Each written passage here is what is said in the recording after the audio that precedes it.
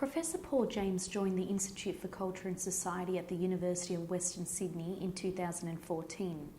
On January 1st, 2015, he was appointed as ICS's new director. We sit down with him and ask him a few questions. What drives your work, theoretically, practically and ethically? It's a lot of things, but it starts with the question of the human condition. And it starts with thinking about why we're in such a crisis at the moment and why there's an issue that confronts us, or rather a manifold problem that confronts us, which means that as human beings we find it hard to deal with this planet, we find it hard to deal with each other. So it's more than just climate change or issues of environmental sustainability. It crosses the range of things from economics to politics to ecology, but cultural questions are at the core of that for me because most people leave them out. As I understand, you have lived in Melbourne all your life, and despite your work on globalisation, you place a crucial emphasis on a sense of place and local engagement. This leads to two perplexing questions. Firstly, what brought you to Western Sydney and the Institute for Culture and Society? And secondly, how do you reconcile now living both in Sydney and Melbourne? It's crucial for me for a whole lot of reasons, and it probably relates to your first question as well, because I can extend upon that first question and say one of the other major things which drives my work is the issue that the idea of the modern is taking over everything. Modernisation and ideas of progress and growth and development are taking over everything. And perhaps if I add into that the question that economics and technoscience are so emphasised as to leave out cultural questions.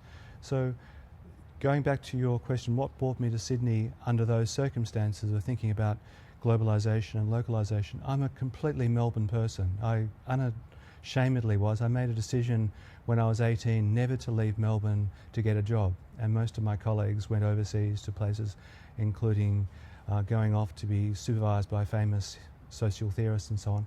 And I decided to stay in Melbourne for a very strong reason, that is that a sense of place is very important. And what brought me to Sydney is a complicated thing.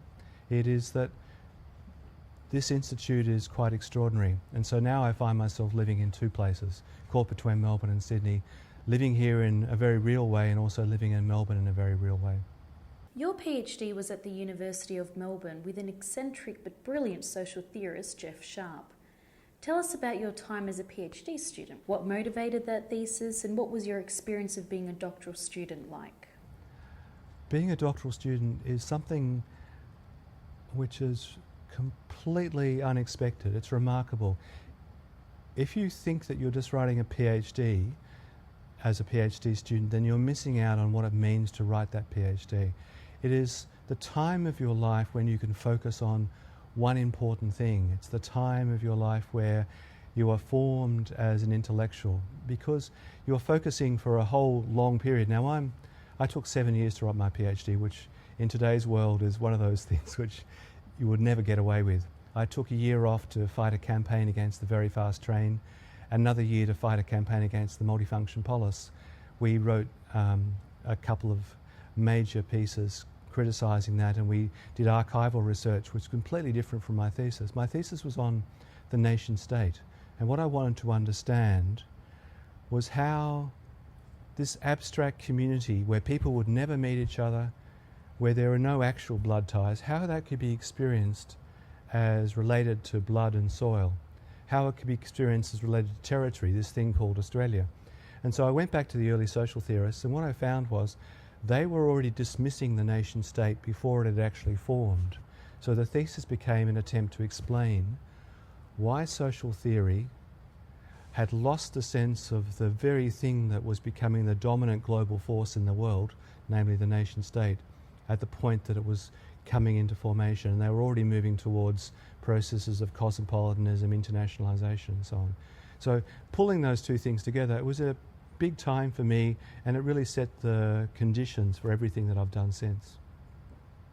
What achievements are you most proud of?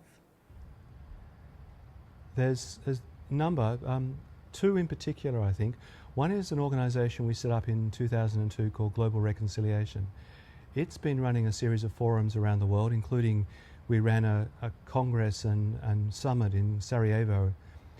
It was on the anniversary of the Srebrenica massacre And we brought together all the warring parties of Bosnia, Herzegovina, Serbia and Croatia into a relationship to discuss with pain the kinds of world that they are working on. We ran the first National Reconciliation Forum in Sri Lanka, and I work very closely with a number of people like Paul Komisarov and Elizabeth Kath. And we have a wonderful foundation which has been doing work around the world in many countries, trying to think about how we respond to tensions in the world. And I think the key thing about that has been where we've developed an alternative theory of reconciliation, not as resolution, not as harmony, because I am thoroughly against harmony days.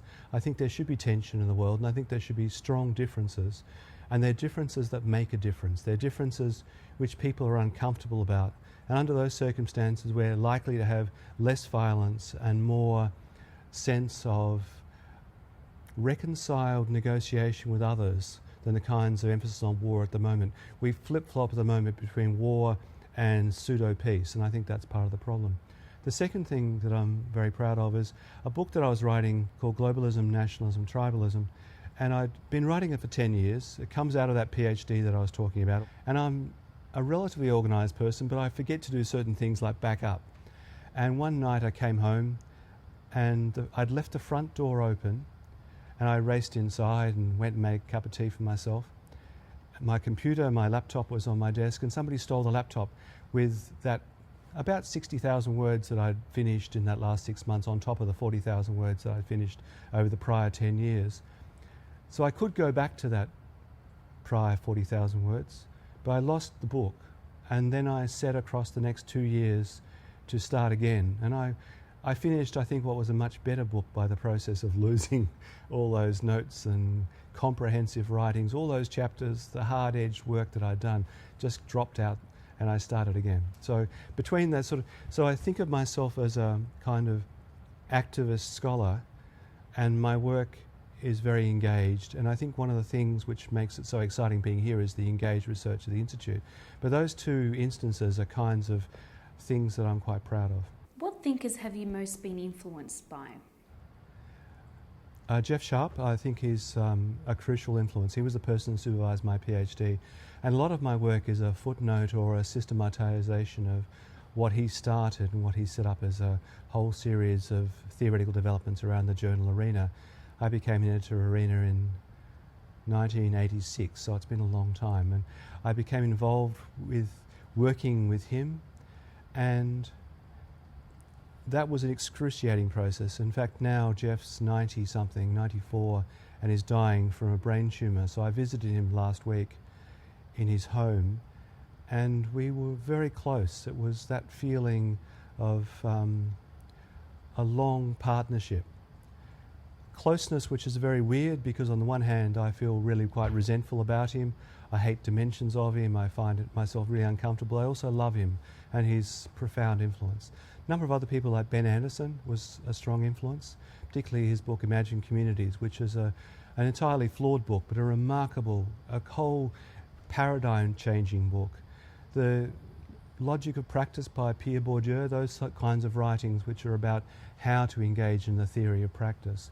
And then even someone like Anthony Giddens, who I read because he was the key sociologist of my growing up. He was the person who was most in the centre of things. And while I don't agree with much of what he did, I think that the influence he had upon me was profound in a way that I would never acknowledge publicly, but I'm obviously acknowledging it now. Why do the humanities and social sciences matter? They shouldn't matter more than anything else, but unfortunately they matter more today than ever before.